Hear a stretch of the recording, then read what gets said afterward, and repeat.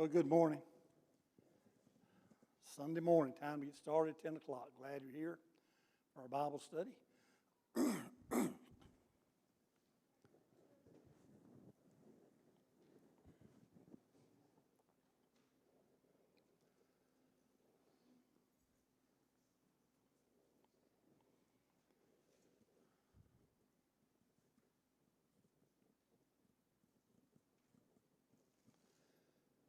We'll begin with a word of prayer, and Dick Deepin, would you lead us in prayer, please?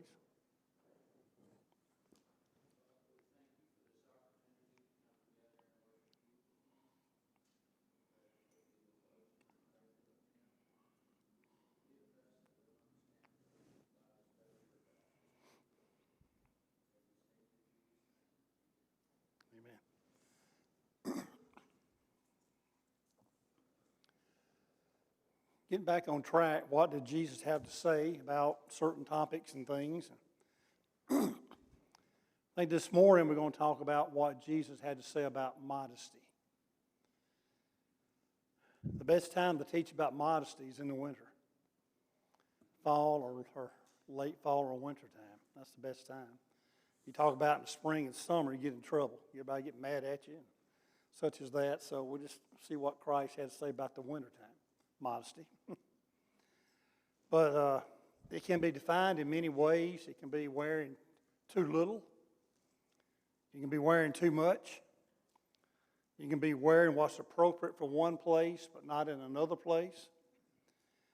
You know, wearing a wedding dress to church is not the right place. That would be immodest to wear such to church on Sunday morning.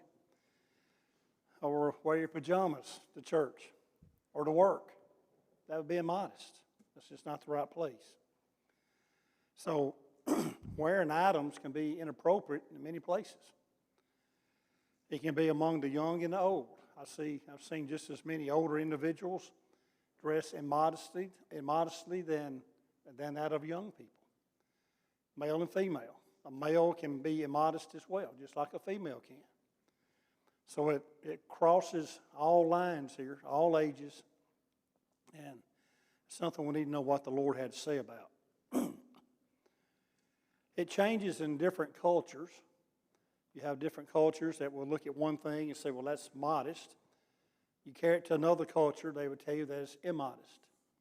So there, again, you got to sort of adapt to a culture if you're going to live in a different one to what is modest and immodest.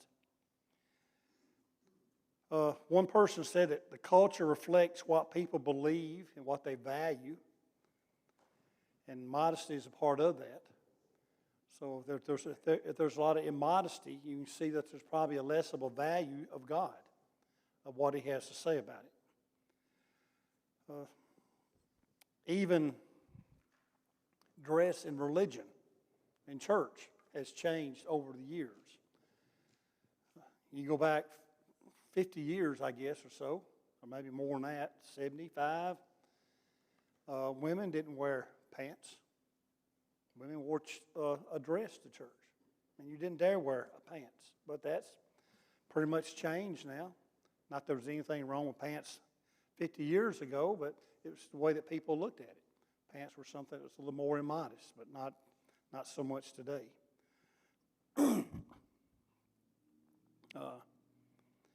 Since the COVID has happened, you'll see some preachers are dressing differently. They probably no longer going to wear a tie. That's out. They're certainly not going to wear a coat, like a jacket like this. They'll probably be you might see them in jeans and just a regular shirt somewhat, long sleeve maybe. Not a tie. They're not going to have a tie on. So therefore, even that has happened.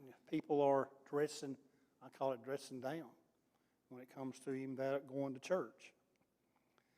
I remember when the virtual stuff first started, and everybody was trying to get online and get out lessons and Bible studies and things like that. There was one preacher, I called him on I guess it was a Wednesday evening or something, Bible study. It looked like he just come in from working out at the gym. That's what it looked like. He had a white T-shirt on, He had shorts on and flip-flops, sitting in a chair. You can see the whole thing. There he was, having Bible study. And I thought, how could he do that? How could he be that disrespectful toward teaching? It wouldn't cost him any more, took him any more time to put on, regular pants. Jeans would have been better than what he had on. See, there's a white bird legs there.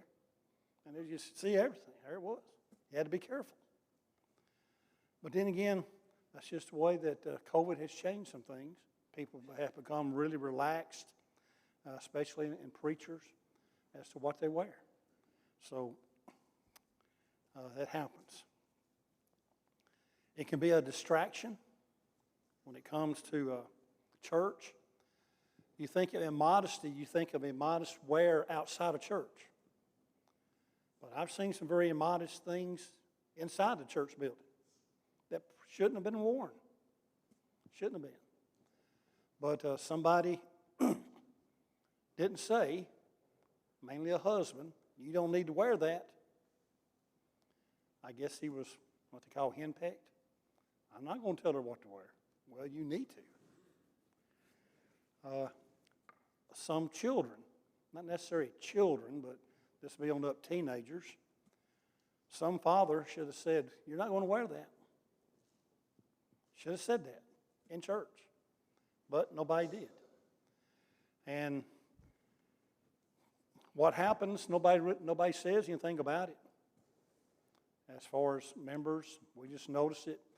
Then we talk about it on the way home from church, or we talk about it once we get home. Boy, that shouldn't have been worn. So anyway, modesty is something that takes place, sad to say, sometimes at church services. It happens.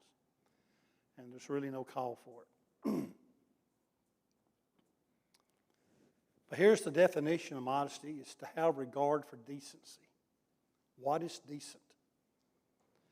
So we want to make sure that it's decent, what one wears. And it could be what if somebody came in wearing a T-shirt had Budweiser on it, advertising for Budweiser? That would be immodest. In my mind, it would be. I think it would be immodest even away from the church building because you're advertising something that's detrimental to individuals. But some people don't have a problem with that. But I knew of one young man that wore something that was immodest, a T-shirt, and he was asked about it. And went to his mother. That doesn't need to be worn here, and she made him turn it inside out. Turn it inside out and wear it because it was immodest. So sometimes people do say some things about immodesty, even at church, but yet it means to have a regard for decency. Let's be decent about it. The way people dress says a lot about their character because clothing can identify an individual. In Matthew 3 and verse 4, look how John the Baptist identified himself. And John himself was clothed in camel's hair with a leather belt around his waist, and his food was locusts and wild honey. He lived in the wilderness. What else would you expect him to wear? Some kind of three-piece suit, some kind of soft, kind of clothing you would wear? You wouldn't expect that. But it said something about him. Not to say that it was immodest or anything else. What he could have wore would have been different. But yet what he had here, people realized this is what the man will be wearing. He's out there in the wilderness teaching. And Christ brings it up when he talks to his disciples about John the Baptist in Matthew 11, verse 7 and 8. As they departed, Jesus began to say to the multitude concerning John, what do you go out into the wilderness to see? A reed shaken by the wind? But what did you go out to see? A man clothed in soft garments? Indeed, those who wear soft clothing are in kings' houses. So he's questioning his disciples here when they went out to see John. What do you expect him to be wearing? Some kind of soft clothing, king's clothes? Well, no, you didn't expect that. So we showing here that sometimes people will dress the part. You can tell a lot about individuals by what they dress, how they dress. You could tell that John, that he was one, that you tell what he wasn't, but you could tell also by what he said and what he was wearing that he was different, as far as different from others from the world. In Luke 16 and verse 19, here's the story of the rich man and Lazarus. And there was a certain rich man who was clothed in purple and fine linen and fared sumptuously every day. Nothing wrong with having the purple clothing. There's nothing wrong with having the fine linen. But you could identify him by what he was wearing. You knew he wasn't one out in the wilderness that was teaching. You knew he probably had a home and had wealth, and who knows what that would have been, which is fine. There's nothing wrong with wearing this. But just that you can identify individuals by what they wear. Sometimes you can. Not always. Sometimes. In Acts 12, we find Herod. And he was wearing his clothing for the wrong reason. Acts 12, 21 through 23. So on a set day, Herod, arrayed in royal apparel. Now, when we say royal apparel here, Josephus was alive during this time, and he said it was a coat that was silver, had silver reflectors on it. And when the sun hit it, people thought he was a god. That's what they were thinking. So here he is. He got up before people, probably at the right time of day to make sure he made the greatest impression. And that sun hit those mirrors, pretty much silver clothing, and he was glowing. Well, he did that because he had a pride problem. Look at me. He thought he was God. Well, God showed him who God was. So there he is, arrayed in royal apparel, sat on his throne and gave an oration to them. And the people kept shouting, the voice of a God and not of a man. Then immediately an angel of the Lord struck him because he did not give glory to God, and he was eaten by worms and died. So here's a guy, thought he was God. He didn't correct anybody. He wore the apparel that would show that maybe he was a God, but God showed him that he wasn't God. He was just a man, and he died of worms.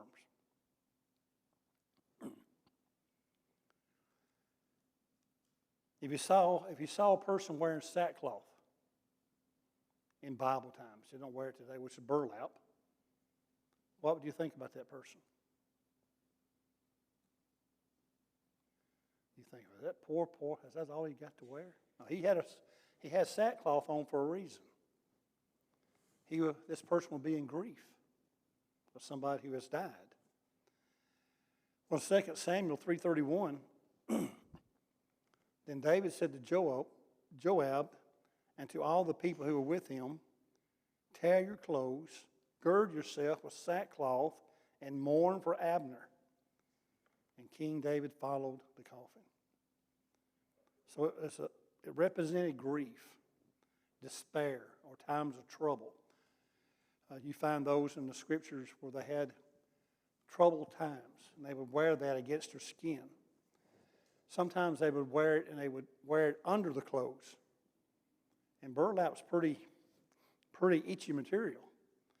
And you always want to scratch or do something. I wouldn't want to wear it, but it kept your mind focused on the grief or the trouble or despair that you were in, and it kept you in constant contact with God, that you would pray. So you would do that. So if you saw a person wearing sackcloth, you know something's going on. It may be that you wouldn't see them, but sometimes they would.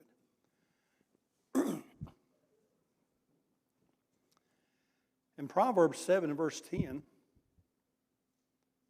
and there a woman met him with the attire of a harlot and a crafty heart.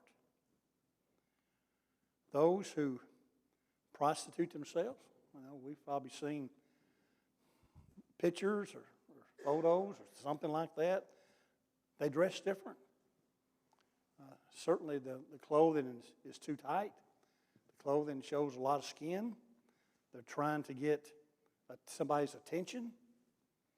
The clothing says something about the individual.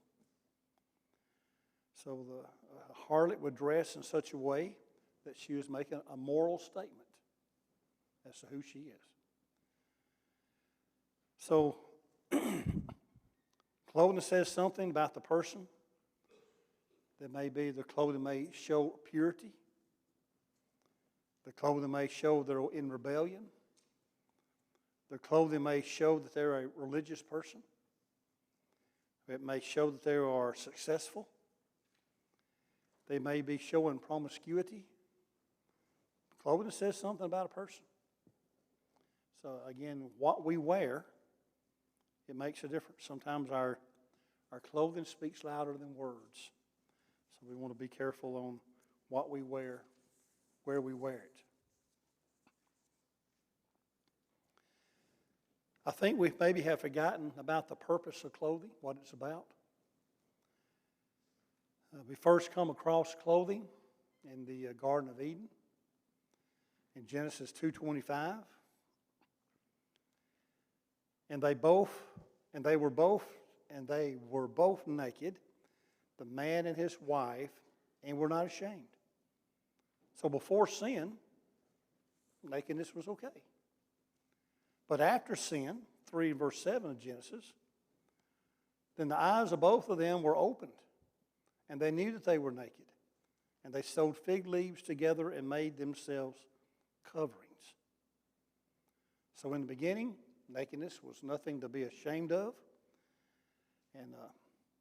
But after they sinned, they realized something's different here. And they had shame, and they tried to cover it up. And they did the best they could. They put fig leaves together, and of course, God got involved. Either that didn't cover enough, or it wasn't substantial. Those fig leaves are going to dry up. You've got to do it again. So in Genesis 3:21, also for Adam and his wife, the Lord God made tunics of skin and clothed them. So God took it into his own hands to show them this is the best. Either it covers enough or it will be sufficient to last a while, either way. But a biblical tunic was one that covered the entire body, from shoulder down to the feet. Covered it all. How much the fig leaves covered, I don't know. But a biblical tunic covered the entire body, all the way down to the foot. We might say head to toe pretty much. So far we looked at clothing. It is a modesty statement. It can be modest or it can be immodest. Either way, and it says something about a person. But it can also be more than just clothing. It can include hair. It can include jewelry, meaning being overdressed. 1 Timothy 2:9 and 10. In like manner also, that the women adorn themselves in modest apparel, with propriety and moderation, not with braided hair or gold or pearls or costly clothing, but which is proper for women professing godliness with good works. The word propriety there, or some versions have shamefacedness, simply means to stay away from anything inappropriate. Stay away from it. If the wife wonders, well, is this inappropriate? There's one person to ask. Ask your husband. He'll let you know. Don't ask some other woman. Does this look good? Is this right? They're not going to be completely honest with you. They may want you to make a scene. They may want you to maybe make a fool of yourself. but your husband is going to be, and vice versa. So will the wife with the husband. Is this appropriate? Moderation there in verse 9. What he's saying, when is enough enough? Braided hair, it can be too much. Or gold on the person, or in the hair, or pearls, or costly clothing. Sometimes enough's enough. Too much can be too much. But for the woman who is professing godliness, she's going to take all that into consideration, and she's not going to underdress or overdress. She's not going to do that. And it's going to be proper. I know sometimes around Easter, you'll see folks, they'll get in front of some kind of big Easter 2022, and they'll take a family picture or a husband and wife or something like at a church. That happens quite a bit. And I've seen some there that was very inappropriate. What they wore on that particular day, occasion. What they may have been thinking, I'm only going to go one day a year, I'm going to really dress up. And then they dress up. Either sometimes too much or not enough, but again, it happens. Propriety and moderation are essential. And then Peter says this in 1 Peter 3 and 4. Do not let your adornment be merely outward, arranging the hair, wearing gold, or putting on fine apparel, but rather let it be the hidden person of the heart, with the incorruptible beauty of a gentle and quiet spirit, which is very precious in the sight of God. So it's not the outer clothing that God's interested in. God is interested in the inner person. That's what He has interest in. That's the important part.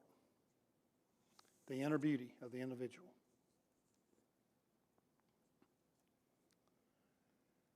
So Romans 12:2, do not be conformed to this world, but be transformed by the renewing of your mind, that you may prove what is that good and acceptable and perfect will of God. So don't be conformed to the world. Don't let the world determine your modesty. Let the Scriptures determine your modesty. But even then, there's some who would want to dress like an Amish person or a Mennonite. What woman, it's mainly the women, who want to dress like that? Well, not everybody will want to wear the clothing that they wear. So even then, they don't want to be conformed to the world. But you might could take that too far. To really stand out in a way that the people may think, well, you're just thinking you're not good, we're not good enough, or you're too good to associate with everybody else. And well, you dress that way, so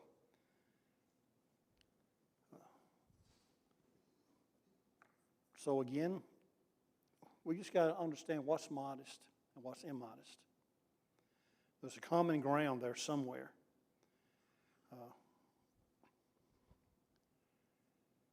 We can live in a modest way and still live in the world. We just don't let the world conform us into what it wants us to be. We're to be the standard, the holy standard. And then Matthew 6 and verse 10. Your kingdom come, your will be done on earth as it is in heaven. Live on earth as God would have us to live in heaven.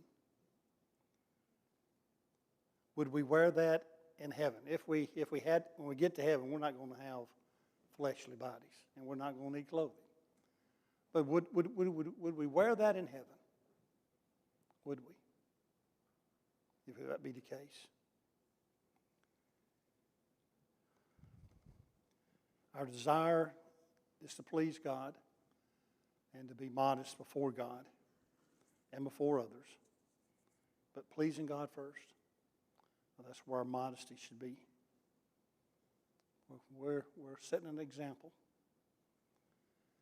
to not only our children or our grandchildren, but we're setting an example to others as well as what modesty is.